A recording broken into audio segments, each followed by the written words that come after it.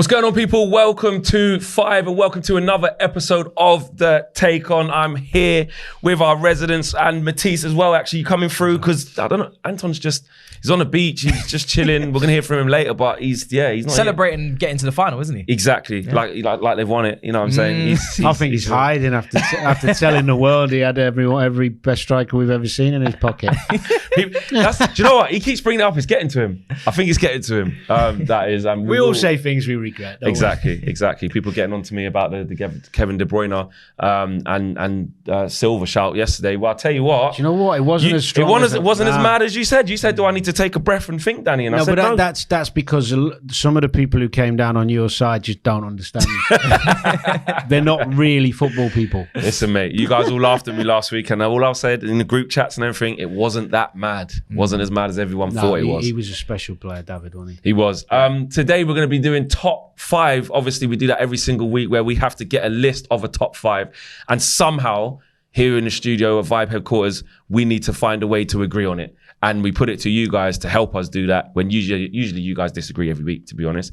And we got a new part of the show where we're going to be having judge and jury. Okay, we're going to be having a court situation where we've got a battle for one side or the other, and somebody's going to be a judge. Yeah, exactly. Maybe me.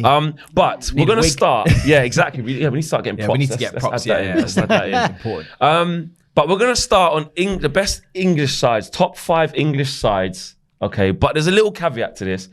Over a sustained period of time, over a 3 to 6 year period. So we're not just talking a one-off season in isolation. We're talking about an era or mini era of dominance is what we're talking about. So just to throw some at you, of course, United's 99 treble team. You've got Liverpool, you've got Chelsea, 04-05, 6 team. Yep. I know you'll know a lot about that record, 24 clean sheets, etc., etc. Yep. Arsenal Invincibles, the City team of the Centurions. Like there's a lot in there.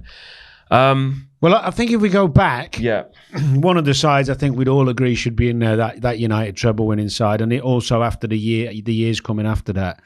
I mean, I was unfortunate enough to play against them, and they were the yardstick. They'd gone to another level, and they had that nice mix as well between some super experience, but also that young element really starting to come into their own. Talking about the class of '92. Yeah. And arguably that midfield that they possessed then, which was Beckham, Scholes, Keane and Giggs, it was just when you were up against it, I don't think you realised now looking back how wonderful it was. Mm. You're talking about 4 of the greatest Premier League players, aren't you? Yeah. That we've ever Hall of seen. Famers, yeah, that's right. And never mind some of the others we'll talk about in that side, but it would be absolutely ridiculous to even think that side wouldn't make it. The York and Cole combo, the backup of Teddy and Solskjaer, who probably don't get the same plaudits as the others, although they contributed in that season. Absolutely. I had some tussles with Nicky Butt, and I don't think he ever gets talked about enough for his contribution. 100%. Not just that season, during their success. Yeah, 100%. And they had a lot of players like that. I mean, back then as well, people like Ronnie Johnson, Dennis Irwin, it was a special side. And I still think United fans look at that side as we'll talk about other United teams moving forward, but I think we would agree that would be up there. Yeah. The second United team, if we're going to stick on United, it's got to be the team that did 3 in a row, right? Yeah. And also won a Champions League. This treble team did 3 in a row as well, by the way. Yeah, well, good luck splitting them because it won't be me. Well, we might not need to. Yeah, United might have 2 teams in that top 5. Yeah, that's the United team that I really grew up hating a little bit because they were like they were so dominant. We obviously did our 2 in a row. We'll speak about Chelsea in a minute, but that Man United team won 3 Premier Leagues in a row, won the Champions League, and if it wasn't for one of the greatest teams we've ever seen in Barcelona, maybe the greatest team we've ever seen in Barcelona, that team could have picked up more Champions Leagues. And we're talking about Rooney. Unbelievable player, could his career speaks for itself. He's played multiple different positions. He's always sacrificed himself for the team, scored goals, overhead kicks. You know, this guy was unbelievable. Ronaldo, probably one of, if not the greatest player we've actually seen in their peak in this Premier League, a Ballon d'Or winner. So that Man United team was ridiculous. And go through Ferdinand, Vidic, Neville, you know, Evra, Carrick, Van der Sar. Yeah, it's just stupid. Unbelievable team. So for me, that team was frightening, especially Tevez, Rooney, and Ronaldo on the transition. Nothing like it. Before we get to your team, obviously as a United fan, we have to talk about the uncomfortable Manchester City. There's still 2 games that they've got to play to decide this, if they're going to get a treble or not. One of them will be in Man United's face if they did get it. If this City side, who have won their 5th title in 6 years, whilst doing a treble, whilst doing that on Man United's watch, in their face at Wembley. And 3 in a row. No, they're in the... They've got to be in it. They're in it for lots of reasons. 1, the silverware, irrelevant of what happens the rest of the season. 2, the style, the unique way they've done it. I mean, we were talking earlier about the points amassed to beat Liverpool, and for 2 seasons was 90, 98 and 94, 93. Yeah. You know, the level of consistency to get that amount of points. Also, whilst winning silverware along the way, you know, lots of domestic cups. League Cup became their own for a while. Yeah. I think that this team will it will go down in history. Yeah, and the Centurions. Even if the worst was to happen for them. I don't mean even the FA, but the Champions League is the big one for them. Yeah. I think the core of the team as well will be players you'd remember for a long time. I mean, De Bruyne is going to go down as one of the best midfielders we've ever seen in the Premier League. Yeah. There's play. I mean, I think, and we talked about this the other week, Rodri will eventually get the credit he deserves, because he's been there now. I think he's been there 4 or 5 seasons, maybe 5. He doesn't get that kind of label and credit at the minute, does he? But I think you never appreciate and love something till it's gone enough. Yeah. And I think he'll get his plaudits. Yeah. When he's not there, because he's the one player at the moment. Although they can play in games, he would the one. If you were, you could argue Haaland, but I know he's the one that can't be interchanged. There's nobody like him. If you think of the Champions League final, if I was Pep, you said one player you have to play, have to have fit. Yeah. It would be him. Yeah. I think. And like Walker. Yeah. For him. Like I know, like not against Inter Milan. Oh yeah, true. In Milan, if it was a that's true. That's true. That's true. Yeah. So they're in it, 100% in it. Yeah, you can't win that many times. No, and then we've got to go just quickly because we mentioned Liverpool. It's worth talking about the team that. Now I think there's been a lot of talk about this. The Klopp's best Liverpool side not being. I think Roy Keane said they're not. You can't class them as a great side because they haven't won enough. They didn't win enough. Yeah. Right. They won everything there was to win during that period. We're talking about the years. 3 to 6 years. 18 to 22. Yeah. So over that time, they did win everything. So that in itself deserved, and they were super close to winning a hell of a lot more. Yeah. The 2 last day of the seasons against City, the 2 Champions League finals against Madrid. Yeah. You know, we are talking about a great side. That's what the margins are. And that's how fine it is a great side. Yeah, absolutely. If it wasn't for the City, we would be saying they're a great side. I think that team deserves more credit than it gets, and arguably that front 3, irrelevant of Van Dijk and Alisson and the tenacious midfield. Years to come, people remember Salah, Mane, and Firmino. Yeah. And I know I'm not saying it's the best. Compared to all the others we've seen, and there's some play 2, some play 3.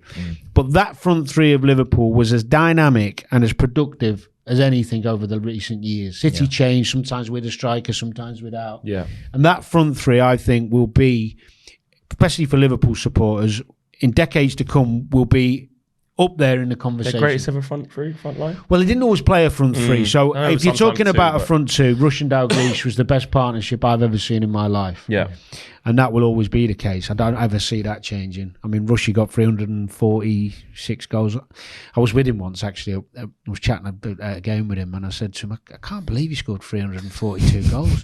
And he went, 346. Whatever it was. And I was just like, oh, that's Rushy. Yeah. But that front 3 Liverpool, that Liverpool side, that's the one. It's up there. Yeah. And actually, that I always look at that Liverpool side and liken them to like an Andy Murray in tennis, where, and this is why, because of what you said, because if it wasn't for like Djokovic, Federer and Djokovic and Nadal being in that era, they just come about at the wrong time. Bad time, where they would have, like you just said, they would have had a lot more Premier Leagues.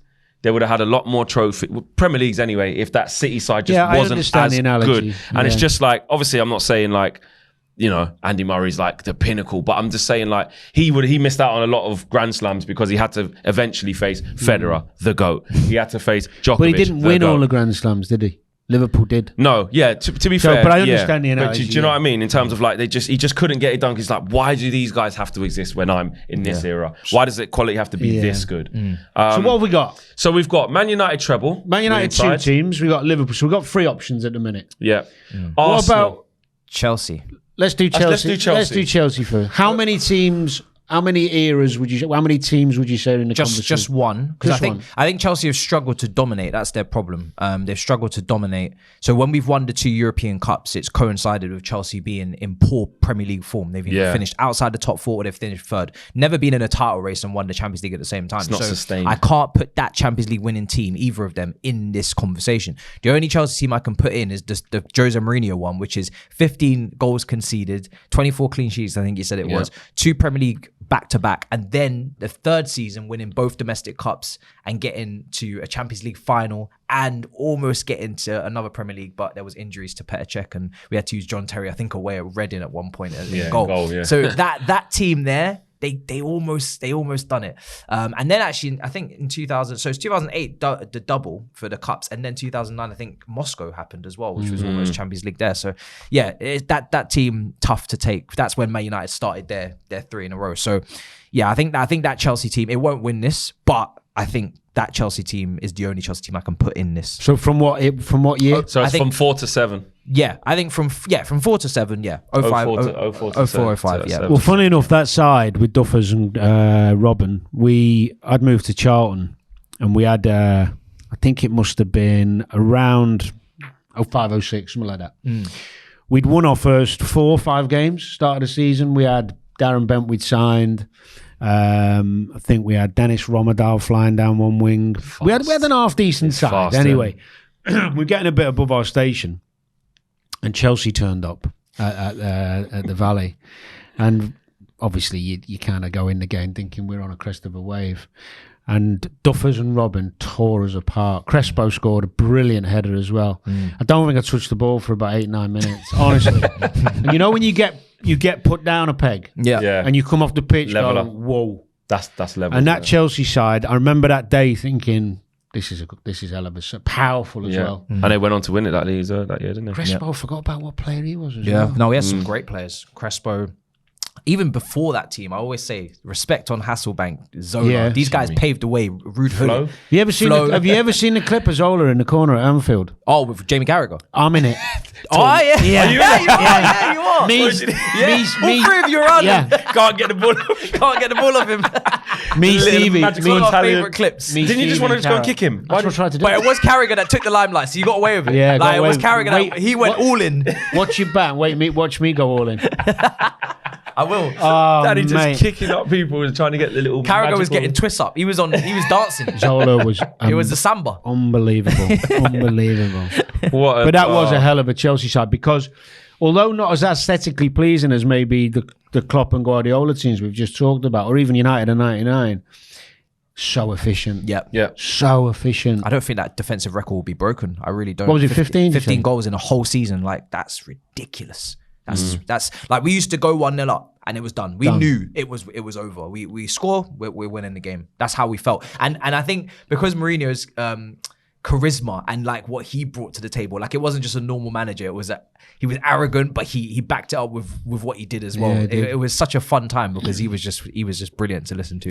Yeah, I don't think you can sleep on that Chelsea side at all. And actually, testament to them at the time, 95 points to win the league as well. Yeah. You know, knocking on the door for that 100. Obviously, City came along many years later and actually did it. That shows how hard it is to put up them numbers.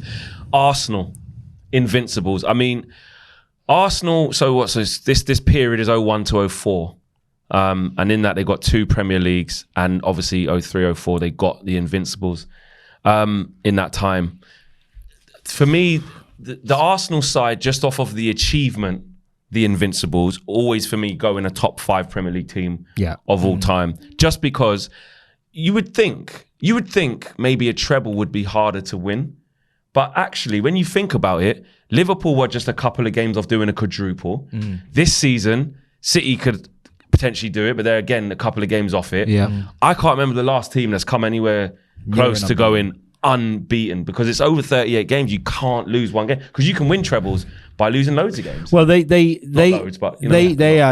had it was amazing to play against them, because they had wonderful talent and technical ability. And we could name all the players. But the physical strength. I mean, Bergkamp was a great example of someone who was a wonderful footballer, but he could put it about. I mean, he would look after himself and nasty with it.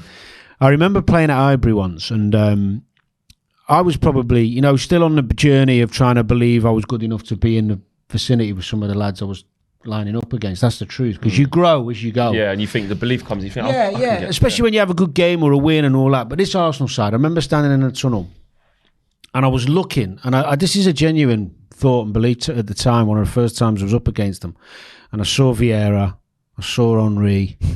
I smelt Henry, actually. He smelt great. I was like, what the hell, he even smells good, the boy. You know what I mean? Sounds like a Van Dijk story. No, but it was like, how's that possible? He's done his warm-up, and it's a game of football, good? Man. Come on. Perfect. So I'm standing, looking, thinking, how do we beat these? Yeah. It's mental, isn't it? Before you even get out there. Petit, even when Gilberto Silva took his, they're 6'2", you've got... I mean, honestly, it massive, confident presence, technical ability. I mean, it was a very daunting prospect, and I think for that couple of year period, I mean, that was the team actually for a while that you started thinking, oh no, this is going to be tough. If you got a draw, you were buzzing. Yeah. And they overtook arguably that United side for a while, where nobody thought that was going to happen.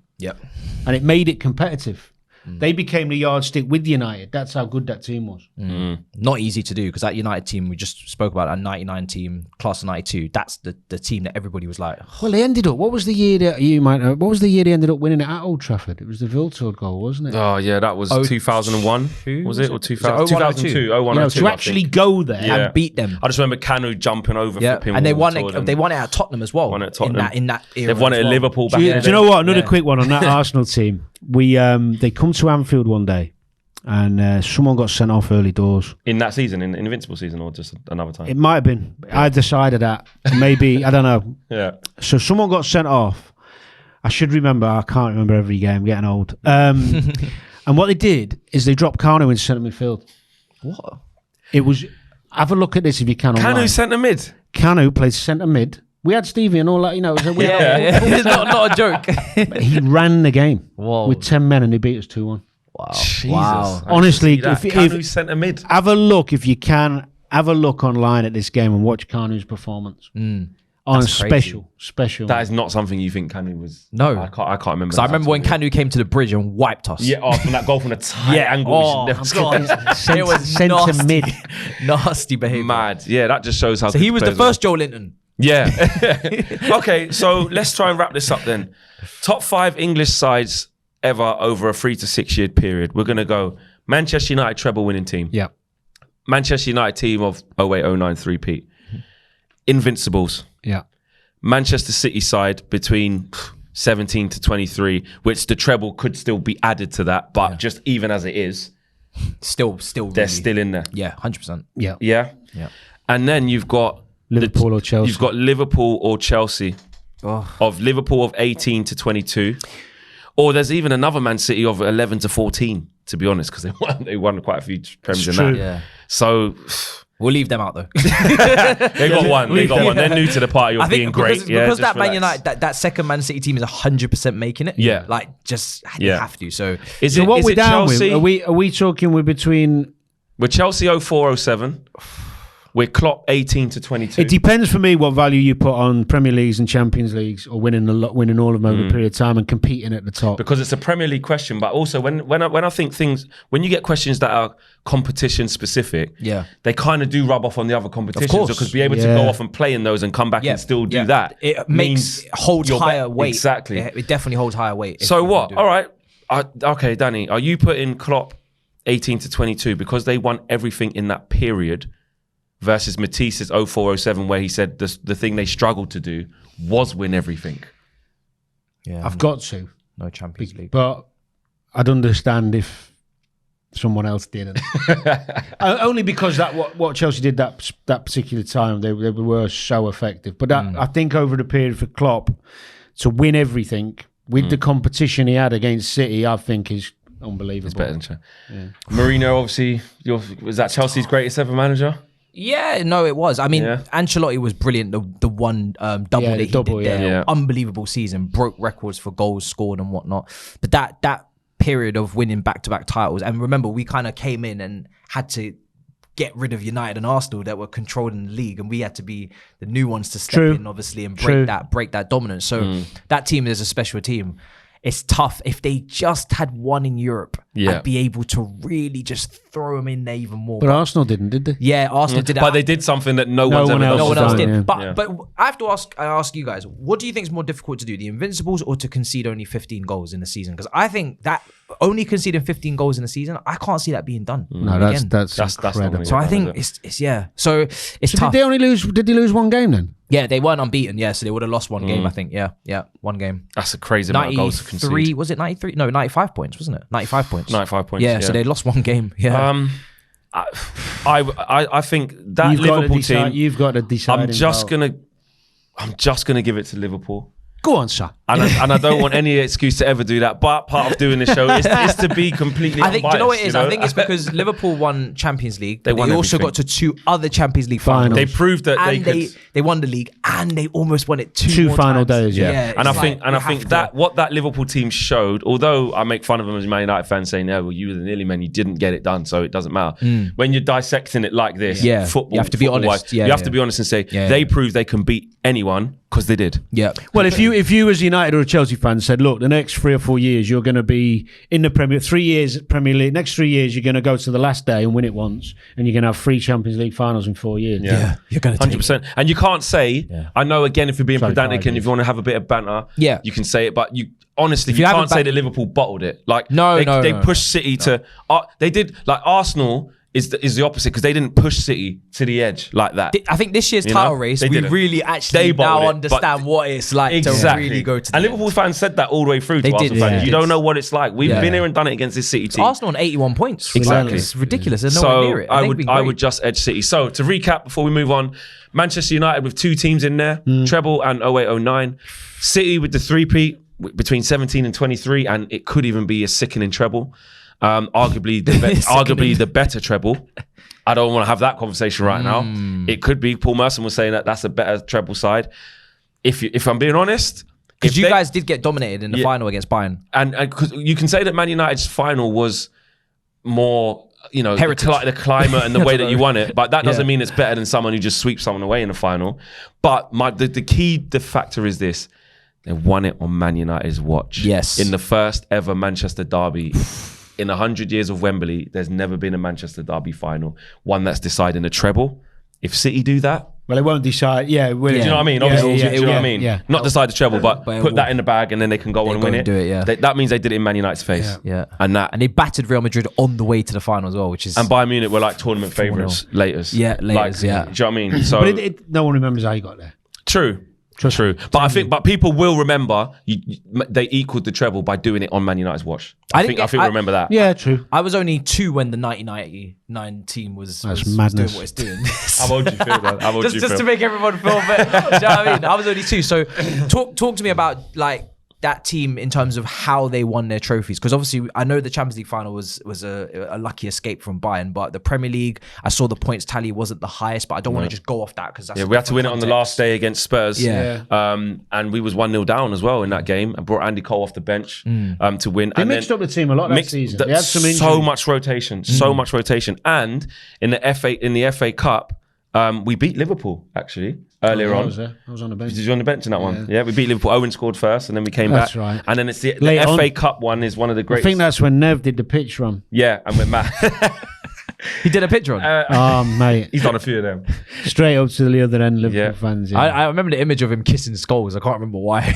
I remember that. Yeah, I remember that. Yeah. I think that was in the derby as well. And then obviously in the FA Cup one, you know, Peter Schmeichel saves a penalty from Bergkamp, you know, and then the rest is history with Ryan Giggs running through. Do you know what United teams then? I'll tell you what the biggest thing, just to finish this section, they never went out in a game not on the front foot trying to win. Everything was positive. Passing, front, you know, like everything was front foot. Everything was like, we're better than you. Yeah. We're going to come over you. Yep. We're gonna beat you. There was never caution in their play.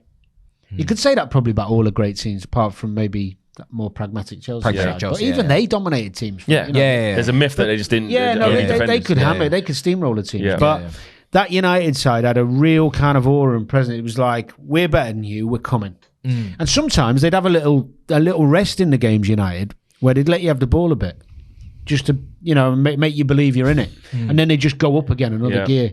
I'll never forget the game, one of the best games I ever saw. I even remember it, when United went to Tottenham, went 3-0 down. 5-3. Unbelievable. That's what United were. Yeah. Darren Brent tells me a story of them when they were 2-0 up. I don't know if you were still there then. 2-0 up at Old Trafford. And at halftime, they went 4-4-2, and then brought Berbatov on, Scholes on, whatever, 4-4-2, and he said, just blew him out, blew him out of the water. And that's vintage Man United. You talk about people who in the tunnel thinking that let's keep the score down, or how we're going to beat these. When you said at Highbury, I'm sure you must have experienced that. Highbury was worse for me. Was it because what, smaller stadium? They it just felt tight pitch. We used to have worse results then. Just a horrible time. Okay, so that's our five. That's our five. Yep. Let us know if you agree or disagree. That's what this is. That's what Take On is. So earlier on, we caught up with Anton Ferdinand, who was preparing to come out of retirement for his magical sevens for his beloved West Ham. So we are going to catch up with him, and you're going to get to hear what he had to say. Anton, what are you saying, man? How you doing? Hey, the smile tells you everything. I'm on cloud nine, man. The Hammers are on fire. You know, we've got to a major final. Yes, I'm calling it major because it's Europe. It's European football. It's Europe. You know, so it's a big final. We've got there, but now we've got to go and put the icing on the cake and go and win it. That's it. Like, obviously you was there against AZ Alkmaar. I mean, a momentous performance from you guys over 2 legs to do it. West Ham fans just going absolutely crazy.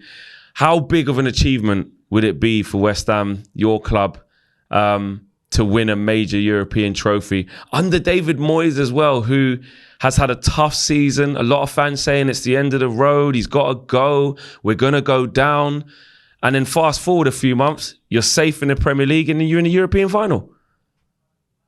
Yeah, I mean, like, first and foremost, being there and witnessing it as a fan, you know, was unbelievable to sit there with fellow fans and witness what we achieved. And just to touch on the goal, like when 4-0 went through, it was loud, there was a cheer. And then all of a sudden, as he drew his leg back to go and shoot, it's like almost everyone like held their breath. So it went silent. It was like, yeah, the whole stadium like took a gasp, innit? I've seen that clip. The whole, it was unbelievable. But to hear it when you was there, like, and then the adulation straight after was unbelievable. Seriously, man, to witness it, I've got the hairs are standing up on the back of my neck right now talking about it. It was just unbelievable, and to be there, working in the capacity with West Ham, my football club. You know, I couldn't have been prouder. Yeah, and Anton, Matisse here, good to see you.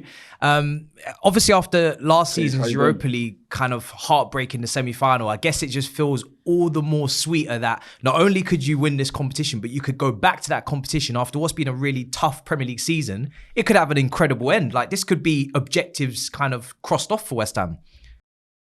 100%, and I think that's why it's disrespectful when you hear the likes of Joel and others saying, it's only the Conference League. That there, like, it gets you into Europe, it gets you back into the Europa League. So to say that it's just the Conference League, it's out of order. It's disrespectful, I think, considering that like his club ain't won a thing this year. And they've not got any European trophies of any sort.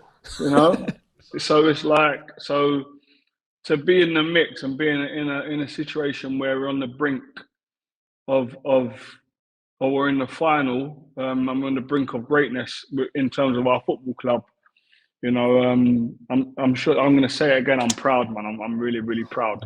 What does this mean for David Moyes, bro? Because like I spoke to quite a lot of West Ham fans like over the course of the season. Some guys at West Ham Fan TV, really good guys, and just other West Ham fans, and they're like halfway through the season when it was dire. He's got to go, you know, it's the football stale. He's not playing the attacking players, he's not bringing through the youngsters, etc., etc. But if he wins the Conference League for West Ham and you go to the Europa League, right, because of it, and you've guaranteed Premier League safety, surely he's still the man for the job, no? So, my personal opinion, if he wins the Conference League, he gets a statue. I think potentially.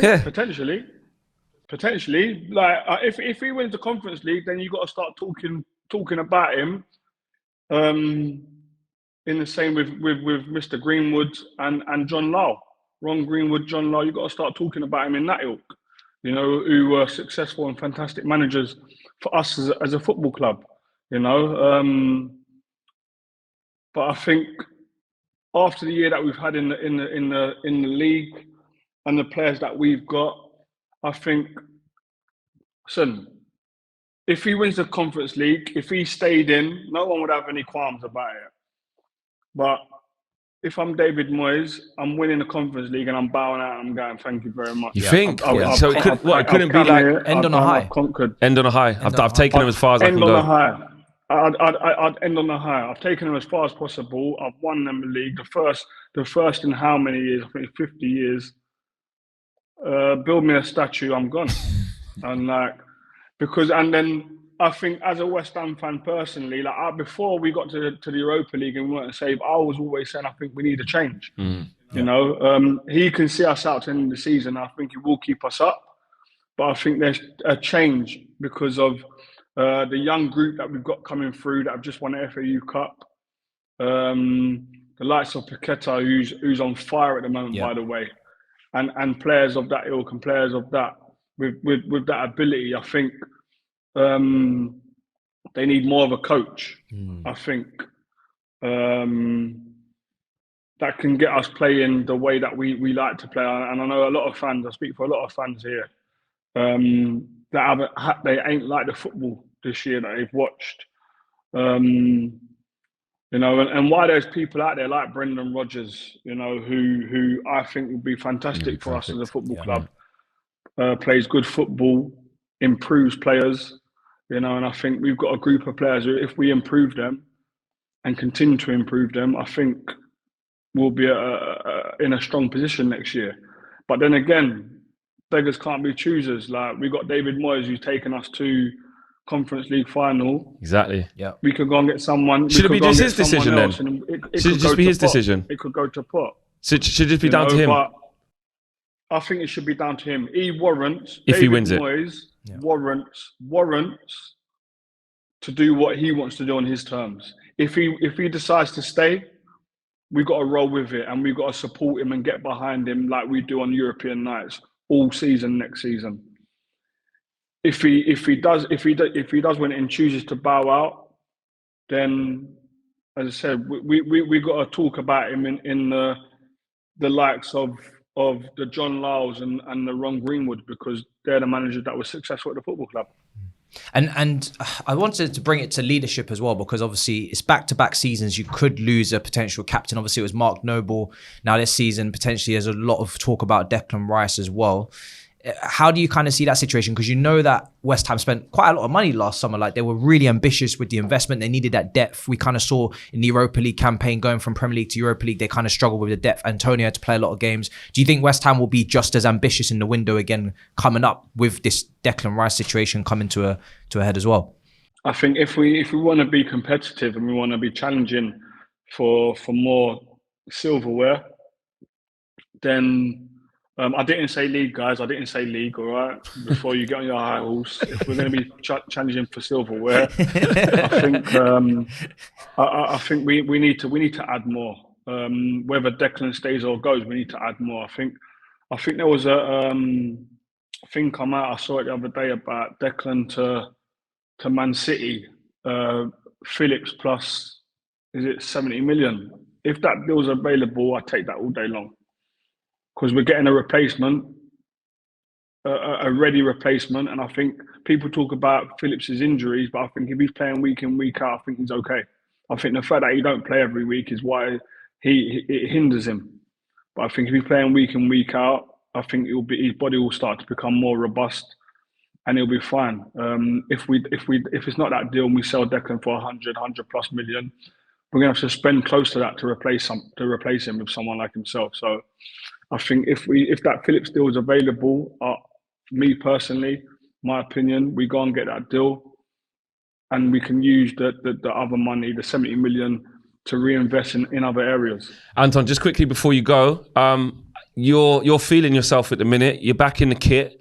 I think you feel like you come out of retirement. Obviously, you had Drogba in your pocket. You had Aguero in your pocket. Oof. You know, all these players that... Remember when we're talking, you're like, they didn't do nothing against me. You're coming out of retirement, 7 aside, out there in America. Just talk to us about that opportunity and just quickly how you're feeling to dust down the boots, man. Firstly, Flex, why are you trying to give me heat for? I know based off your comments, people are going to try and go, oh, he thinks he's this, he thinks he's that. But yes, the kit's back on. I feel good in it. The legs feel okay. You know, the mind's still sharp, but the body don't follow as quick anymore. But it's an honour to put the West Ham shirt back on, you know, and it took me back to being a kid when I first saw my shirt with number 5 on it, in the Premier League font, and seeing the Premier League badge on the shoulder. And I remember I went into the dressing room. It was before we played Roma in a pre-season game, and I went in the dressing room and I saw the Premier League font, and I'm going to play in it properly this time. This is my number 5 Premier League font, and I looked on the side and I saw the Premier League badge, and I was like, wow. This is a bit of me, man. This is what I worked hard for, and it almost took me back to that place, you know. So, as you know, I'm a massive West Ham fan. Putting on a West Ham kit, there's nothing better. I don't feel any better than that. And going to represent the club in the right way, which is to work hard first, play second, and try and bring home some silverware. Love that. Could be 2 lots of silverware in it. You know what I mean? Little open top bus parade with the retired sevens on there, and the Conference League winners. I'm telling you, I'm just letting you know, if we do win it and we do an open top bus, I'm coming to wherever you are. Yeah? Why? We'll have a FA Cup trophy. What, you want to put it up against that? No, it's not about that. I'm just coming because you tried to give me a little bit here today. Listen. Drogba's in his pocket. Aguero's in his pocket. I'm going to come and bib outside your yard. And to be fair, Joel's going to get it as well. I'm going to pull up outside and go, how does it feel? You know what I mean? All right, man. Listen, have a great time chilling out there. Get yourself ready for that. And obviously, it goes without saying, banter aside, we wish you all the best, man. We're hoping for you to bring back that trophy, man. Appreciate that, Anton, taking time out of your beautiful day to join us. But now it's time for a new feature. Court is in session. One of us is going to act as a judge, depending on what the topic is. Okay. But for today's topic, you're going to be the judge. And the other two will state and defend their case, okay, for the audience, you guys, the viewers at home, to act as the jury, and you're going to decide. In the comments, you're going to tell us who's won and why, and we'll reveal who the winner of the debate was on next week's show. So to kick off this new feature of the show, Danny, me and you are going to debate to the judge in the court of law, okay, who has had the better Premier League season, Mo Salah or Marcus Rashford?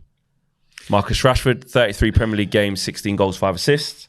Mo Salah, 37 Premier League games, 19 goals, 11 assists. Well, this would probably work better if we're going to disagree. Well, if you think Rashford, we might just stop here then. I think, do you know the way I see it? I see it where they've both had remarkable seasons considering their team's kind of up and downness, if you like. Salah's 1350, did you say total? Rashford was... Salah's 37, 19 and 11. And Rashford is 33, 16 and 5.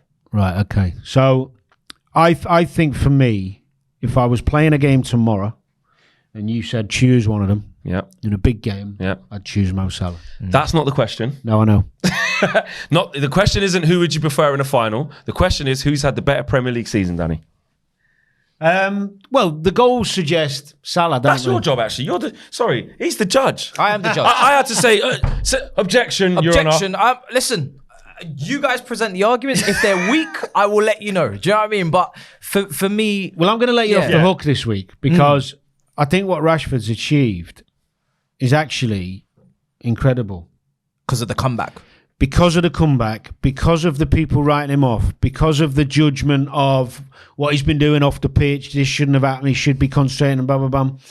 He should be down the middle, he should play on the wing, all these doubts, question marks, is he leaving? Does he want to go? Does he want to be there? Body language, etc., etc., etc.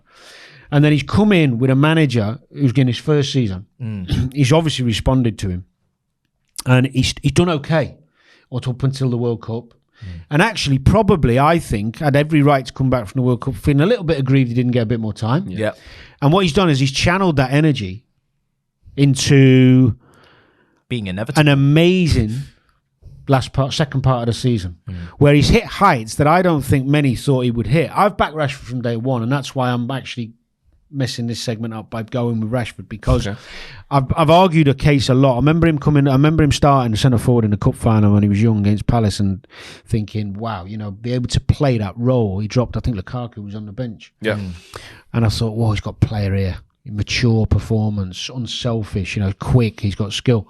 And I never doubted his ability. I just think any great young player needs a settled team and a manager who believes in him. And I think the desire and the quality shown in the second half of the season gives him the edge on Salah.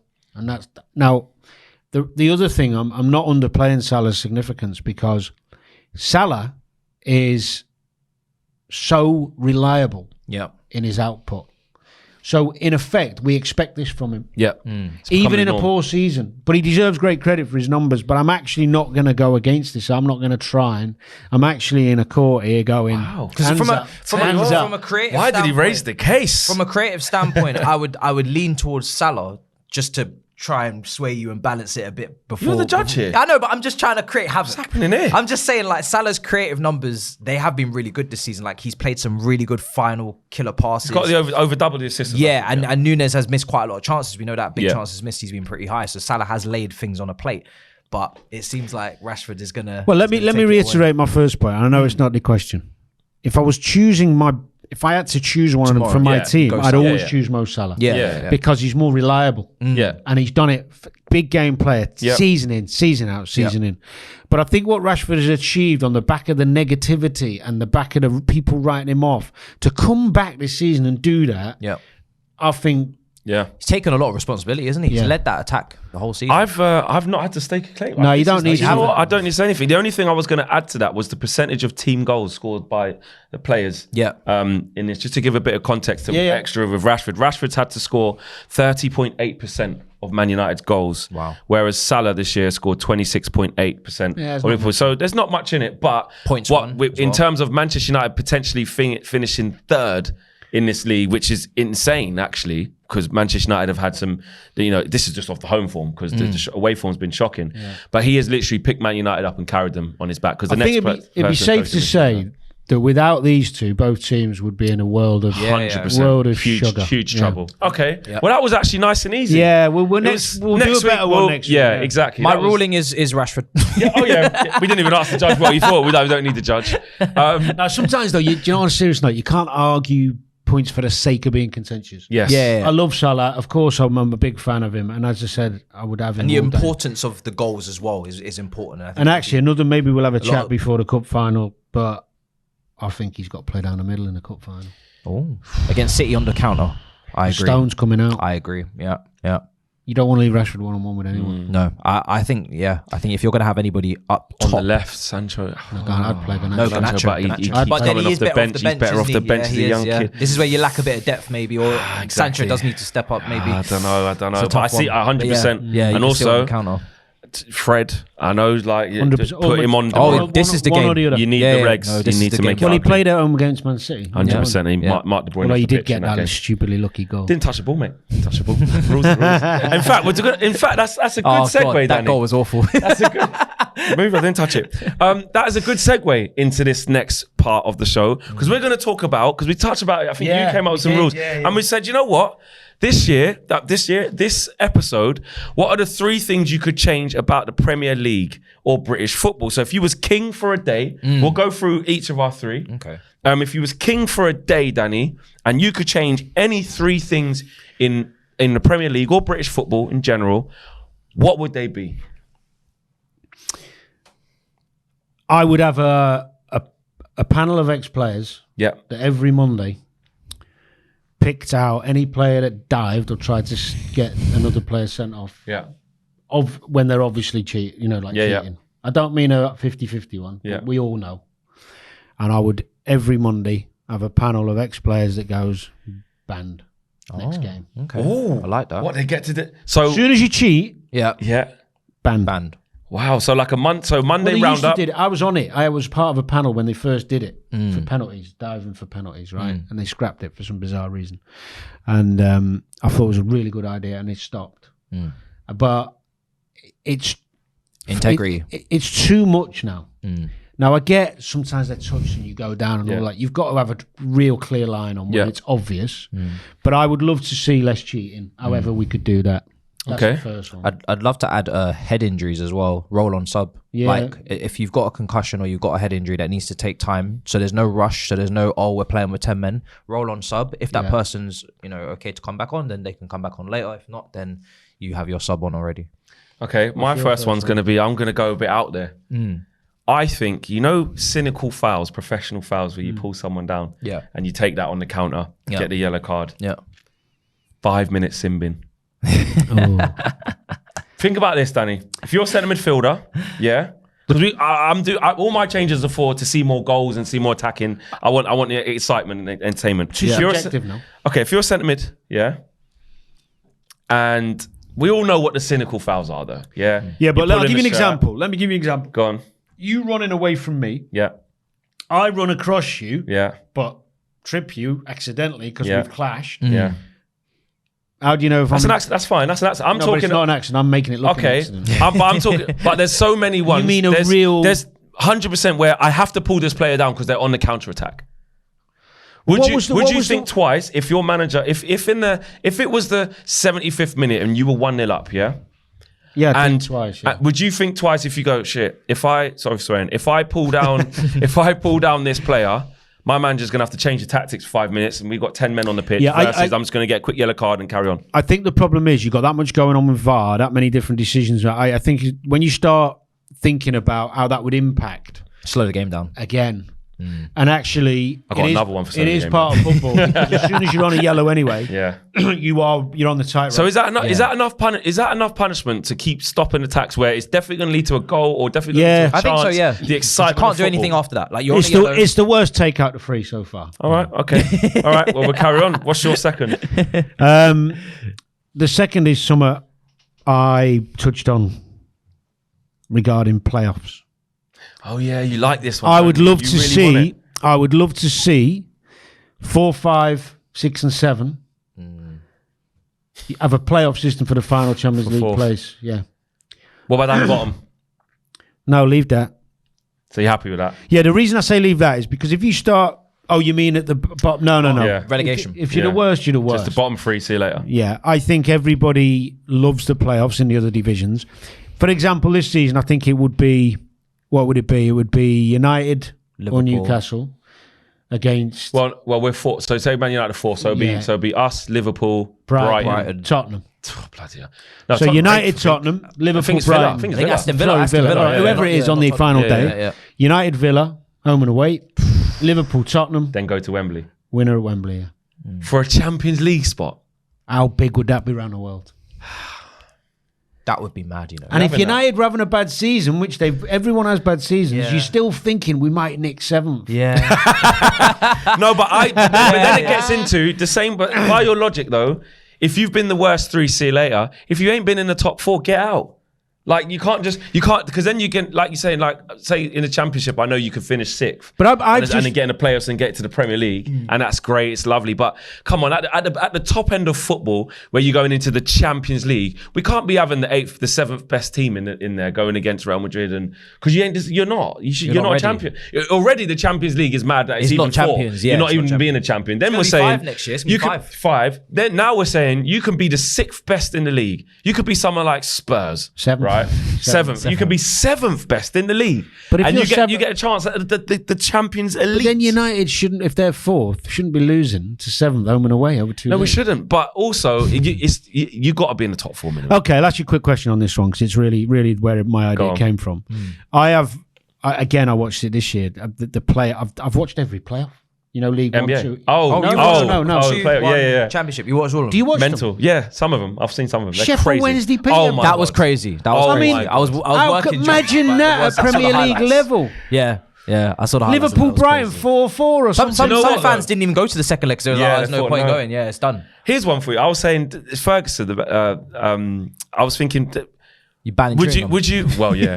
would you practice penalties if you're 4-0 up? Because what message does that send to your players in training? No, wouldn't practice. Innit? You wouldn't practice it, would you? No. That would send a bad message. That would send a bad message. Yeah. We're 4-0 up, but let's just in case. No. You can't practice pens. That's not the mentality. But then Darren Moore, would he have practiced pens? Yeah, they did. Oh, they did, see? Yeah. That's insane, because you have to believe that we can do it. And if we do it, it's probably going to be the long way because we get 4-4. Never want to fall like that. Yeah. Okay, my other one is this. I want stop clock like basketball. Because then it is unequivocal. Nobody can complain about the time. You're not going to get people holding their leg, holding their face, waiting. You're not going to get goalkeepers taking just to waste the time down towards the end. I'll put the ball on that side. Oh no, let me just put it on that side. Time. You're going to get, actually, mate, you can stay here, but there's still 2 minutes and 42 seconds left. And we could end up in football, which I know it's a bit difficult because compared to basketball, with some buzzer beater situations. There's a corner. If you don't get your shot off, before this time, if you don't take the corner before this time, then it's done. It's done. It's over. The ball's in the air. You know when sometimes they run to the referee. Oh, referee was on the attack. That's a good point. Look, the sound. I think you'd have to give it. You'd have to, when the ball goes out of play or as a foul, you'd have to give it like maybe as many seconds as you agree on that's how long you need to do it. Yeah. Don't just press stop straight away. Why? Because you'd be there all day. Oh, because there's too much time added on. Yeah, you'd end up, I mean, the World Cup was great. I did a lot of games the World Cup where we were in 102. So added on like 13 minutes and that. Was you behind that? Yeah, I was. Because it created, it stopped some of the nonsense and also it created the jeopardy at the end of the game. Yeah. So I think there's a balance with it. So not bad. All right. Number 2. You're gonna like my number 3. This is a really minor one. You're gonna love my number 3. I don't think Newcastle should be allowed to have their away end that high. Yes. No. Yes. I thought they had to change it one time. It's disgusting. Like, you literally, I know it's minor, but our record at Newcastle is so appalling. And I'm like, you can't put the fans up in the gods. Arsenal fans sent me photos over the weekend ago. And they're literally like, you may as well watch it on TV. Like, you're drowning us out. It's then really think about it. Yeah. Why aren't other teams doing it? Yeah, exactly. Yeah. Stick them somewhere as high as you can. Yeah, in the worst. It's crazy. I think it's a great shout. Yeah. But I don't. If you're going to allow it, I don't know why the other teams don't do it. Exactly. Yeah. Because you lose the away atmosphere. Yeah. Like, it's gone. Like, you can't have one at Newcastle. Right. They've already got one. Here's number 3. Go on, him. You should be able to take free kicks and throw-ins to yourself. Oh, so just carry on, just play. Well, sure, you've been fouled. It's your advantage. Yeah. Why can you not take a corner or free kick and pass it to yourself? So just dribble from the corner. I want to dribble in a little bit. Well, let's say you get a free kick in the middle of the pitch and everyone stops and you've got to pass it to someone. Yeah. Why can't you just put it down? That's actually a disadvantage. Yeah. Why can't you pass to yourself? Yeah. Someone give me a no for this. Can't give you one. Please think of one. it's just a rule that's always been there. I've never thought about it. But why would you not get the advantage? You go, why can't you pass to yourself? But it's like that in loads of things, though, isn't it? It's like netball. You get contact, you got to stand by side, you have to pass it. Why? But you can't move with the ball in there. But I wouldn't take a corner to myself. It's not always an advantage. Yeah. But if I want to option play too. quick, I'm just going to pass to myself and carry on. Yeah. Okay. Instead of taking an extra man out and losing the... Everything stops. It's like, we're going to launch one. I'm just going to play. Yeah. Carry on. Bum. Ball, touch the ball. Bum. Bit like in rugby league, isn't it? Yeah. Stop, bum, Keeps the tempo going. Yeah. Can't argue with that. Yeah, fair enough. Good, isn't it? My last one was... it was good. My last one was, before we move on, get rid of the winter transfer window. And the reason why, I think teams like you can't just go and spend 600 million in January, right? But also, it's fair. The team is the team. Everyone has to deal with injuries, suspensions, the same. And the smaller teams, you don't have the budget like the bigger teams do. At least you know that's what it is. How about you compromise and just say just one? No. You can sign one. None. The summer is the summer. Everyone gets the time. If you get someone who's got an ACL and they're out for It's it. exciting, isn't it? Just one. Just one. Come on. Everyone- Give One us, player, just wild give us card. one. Everyone can sign one. Okay, I compromise. Okay. You know, because then you still got that little buzz going, who are we going to get? Yeah. Because these guys have been disgraceful, disgusting what they've done. Yeah, in but they're January. reaping a reward. You know. Well, not true. rewards. Well, yeah, exactly. Okay, that is He our. hasn't got number 3. Oh yeah, what's your third? Green cards. 4. Good sportsmanship. What does it do? Wait. But what do you get? Just you got a green card. What do you get? This is the worst take, Danny. You got red, you got yellow, you got green. This is one of the worst takes. That you Go just, on. Green card. What do you want? Orange as well. What do You you remember want? when Di Canio picked up that? but he gets a But well what'd you done get? anyway. What would you get for it in I the haven't game? thought about that yet. But I'm going to give you a green card because you were polite to me during the game. Does it give me an extra goal? No. Does it give me more wages? No. What does it give me? Satisfaction. Get out of here. If you tally, A green card? I thought you meant players to apply to flip and stay in the country. Like green flipping, you card don't have to go nowhere. leaderboard. Green card leaderboard, and at the end of the season, you get a green card Well, you trophy. could add it. No, you could add it to the fair play. You could add it to the fair play. Yeah, you could do. Yeah, But I'm. that is the worst The team that gets the idea. most green cards. You know What? They get an extra point. I don't know. Do you know in music when a song comes in brand new at number 1, your new entry in at number 1, but this beats your David Silver shadow. Done it. It does. It will green cards. I wouldn't mind if it's even a different colour because the picture's green. You wouldn't even see them anyway. I was just thinking of traffic lights. If the ref drops it, he's going to be looking for it for 10 minutes. Lastly, what about kick-ins? Kick-ins. Every time the ball goes. So you know when you're running back towards a goal and you go, oh, just hook this out, it'll be a throw. No, because they can kick it. No, because that would. You're in trouble. I think you'd get a lot of long balls. I know, but that's exciting. There's more I carnage. think just throw it to yourself. Okay. All Rory right. Delap had the long throw. Let us know. I think we know who, but let us know who had the worst adjustment to We know Premier who had League the best. football. Your was pretty good. Good, isn't it? I do like that. It's something. How have you? What's in your brain? What's made you sit and go? It's actually Have you not. thought- It's not my original one. Okay, but at least you admitted it though. So I was having a chat with someone a few Okay. months ago, and someone got penalised for taking a quick free kick, and he said to me, "I don't know why can't you take a free kick to yourself?" I was like, "Well, you know what? That's good. Yeah.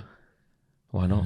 Yeah. Your advantage, isn't it? Yeah. And it is to be fair. To finish off, It'll come in eventually." Yeah. Let us know who you guys believe had the best rewrite of the rules, and if there's any that we haven't thought of, which are obviously going to be loads. interesting. Get in the comments and let us know what you would change. Also, that I know a big one is after we saw a little bit of on Monday Night Football a couple of weeks ago, getting the voices, the live sort of communication of the VAR of the competitions. They can't do it like in NFL, because imagine someone like, I don't know, Kavanagh going in the halfway line saying, penalty to Liverpool, pullback from Diogo Dalot on Mo Salah. Yeah, you scouts, but it'll be awful. Yeah. But in terms of that open line communication for broadcasting, if you're watching at home and you can hear the VAR being discussed. Yeah, maybe watching it. When I do the co-coms, we get to hear it. See, see. Why, if you can, why not just put it out to the world? Let us know what you guys think. To finish off, it's a bit of a somber one, but we have to talk about it really quickly. Vinicius Junior situation. Yes. With what's happening over there in the Liga and what's happening to the treatment of him and black players around the world. But Danny, when you saw what happened to Vinicius Junior and you just look at the situation with the statements from La Liga and the president, you know, what did you think? It's very difficult because I've obviously never had to experience it. I find it really difficult to comprehend how somebody can be that stupid and that ignorant and that unintelligent is the word to be able to shout individually or collectively something racist to somebody based on the colour of the skin. It's beyond my comprehension. I really struggle with the stupidity of it. So when you overcome that, you have to think logically and go, well, okay, what can be done? Now, sanction anybody who breaks the law, of course, and with the technology we've got, I think we're on it better here than abroad. That's obvious. You've got to nail them down quickly and punish them. Now, apparently 3 or 4 have been arrested. Is that right? I heard that this morning. Yeah. But there was more than that doing it, wasn't there? So why only 3 or 4 is the first question. Yeah. The leagues and the law, they have the power to do really what they want. Let's face facts. They can punish as harshly as they want. I mean, closing the stand for 5 games, I don't think that's a real... they'll end up in another part of this if you haven't been caught. The biggest concern for me, and especially watching the Spanish football, is more the reactions with the officials and some of the other players, even where it's kind of accepted. They kind of say, "Oh, don't worry, don't worry." I can hear it. It's awful. Yeah. He's in tears. Yeah, the lad's devastated. So. What can be done? I think conversations across the globe amongst ex-footballers on chat shows, on radio, TV, keep highlighting, keep trying to push it out there and try and force the authorities in Spain to do something. I mean, we can only in the media in this country really change things here for the better first and foremost and hope that others follow. I do think it's better here now. Yeah. I think there's definitely an improvement in my lifetime of being a fan player now back to my media thing in this country. But we're never going to get rid. Unfortunately, there's always stupid people. But what happened the other day was as bad as I've seen. It was awful. And I feel strongly about what Rio said, actually, and as many players doing what they can to try and affect change. But I just don't understand how it's got to a point in Spain where that happened. A whole stadium. Yeah. The ignorance. It's disgusting. And then the deflection of it from the president to put it back to, and we spoke about this, didn't we, on another show on DR, but and this is the victim of anything, by the way, not just racism. When you're the victim, the thing that sickens me is that the emphasis is put onto a victim to discuss with the people in power what should we do? Yeah. When the people in power are the people who hold the keys to be able to actually change things. And I think when you put emphasis onto somebody who has to consistently go through homophobia, racism, domestic violence, it could be any fight they have to fight or be a victim of. I think that's disgusting. But when there's other issues, like you see Juventus with docked points, and I think they've been docked points again, they're very snappy on that. Because it's money related. And this is the problem. Because racism isn't money related, it doesn't affect the people at the top. So they don't have the same kind of proactive, mindset in terms of dealing with the situation. If you were to deduct points off of clubs who cannot contain, because we always say the fans in the club are one. Without the fans, there is no club. So if you put that rule out there again, with deducting points and for clubs that have those situations where they just on that though, just quickly, because I think what you're doing there is you're punishing the majority for the minority generally. But the other problem you've got with that situation, how football fans think, you could have a group of supporters in a stadium who don't support that team, trying to get you to dot points. Yeah, true. So you're opening a can of worms with that. I think what's more important is that if the clubs take it seriously enough and it happens at their stadium, let's talk about Valencia. Right, let's plough the right amount of finance into the security and the policing of the stadium, the cameras, the punishments, that actually it becomes a real fear for people to do something like that at the stadium. So now in this country, for example, if you are an obvious racist, homophobic, whatever it may be, and you're standing in a stadium at our grounds, generally... Not a lot of you're gonna be on camera, if not the telly. You're gonna be highlighted in the press. You're probably gonna lose your job. You'll probably get nicked, and more cases are getting to court than ever here in our country. Now, if the only way that can happen if the policing and stewarding is really good, and the cameras are real, that's all you can do.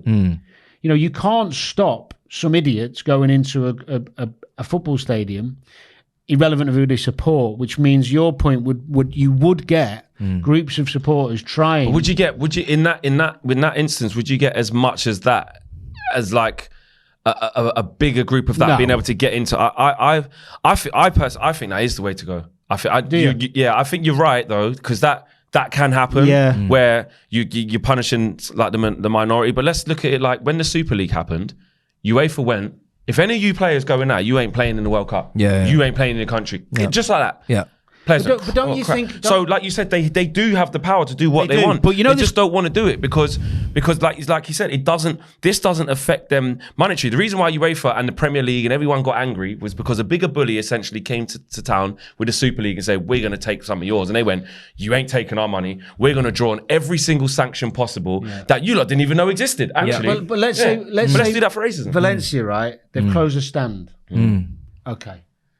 Nobody's going in for 5 games. Nobody. So there's not going to be a room for a racist. And all your good supporters are going to suffer. And your team's going to suffer. And that's going to hit you in the pocket. And do you know what it's going to do? It's going to kick you up the arse to sort your stuff out. And you deal with your fans and make sure that it doesn't happen again. Not, we'll shut one stand. It's just a gesture. It's this gesturing. Shut the stadium for 5 games. Income.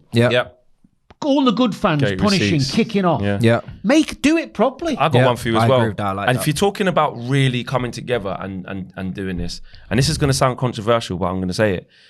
Broadcasters ain't showing your team. Ain't showing your team. BT, Sky, CBS, whatever it is. And I know this gets techie, but if everybody's going to use every single power everything within their power, when Sky are renewing for the Premier League, if there is an incident at grounds, we will not show that club for 5 games. I guarantee you that's going to hurt pockets as well. I think the biggest thing is doing enough, even if it's extreme, to make it work.